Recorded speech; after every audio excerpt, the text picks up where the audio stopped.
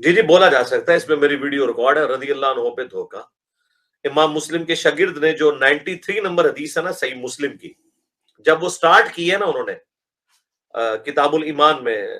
پہلے 92 روایتیں تو مقدمہ ہے صحیح مسلم کا، اس کے بعد جب انہوں نے پہلی حدیث لی ہے نا 93 نمبر جو حدیث جبریل ہے، اس کے اوپر انہوں نے لکھا ہے قال امام مسلم بن حجاج القشیری رضی اللہ عنہ، انہوں نے حضرت امام مسلم کو رضی اللہ عنہ لکھا ہے، اللہ ان سے راضی ہو۔ اور اسی طریقے سے کتاب الام میں امام شافعی نے امام منیفہ کو رضی اللہ عنہ لکھا ہے، تو یہ بالکل ہمارے سلف سے ثابت ہے، قرآن میں بھی ہے تمام مسلمانوں کے لیے، رضی اللہ عنہم ورضوا عنہ ذالک لمن خشی ربہ، اللہ ان سے راضی، وہ اللہ سے راضی، یہ ہر اس شخص کے لیے جو اپنے رب سے ڈرے۔ یا ایتها النفس المطمئنہ ارجعی الی ربک راضیۃ مرضیہ، اے مطمئن جان اپنے رب کی طرف اس حال میں لوٹ کہ تیرا رب تجھ سے راضی، تو اپنے رب سے راضی۔ تو رضی اللہ عنہ پہ دھوکا، یہ آپ میری ویڈیو دیکھ لیں یوٹیوب پہ،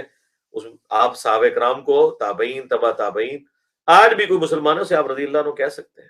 یہ دعائیہ کلمات بھی ہیں، اللہ ان سے راضی ہو، رہ گیا اللہ ان سے راضی ہوا، تو یہ خالصتاً پروٹوکول جو ہے وہ انبیاء کرام،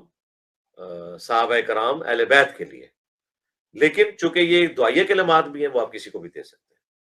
جناب المحنت کے میں تو انہوں نے علماء دیوبند کو رضی اللہ عنہ لکھا ہوا ہے، 14ویں صدی کے مولویوں کو۔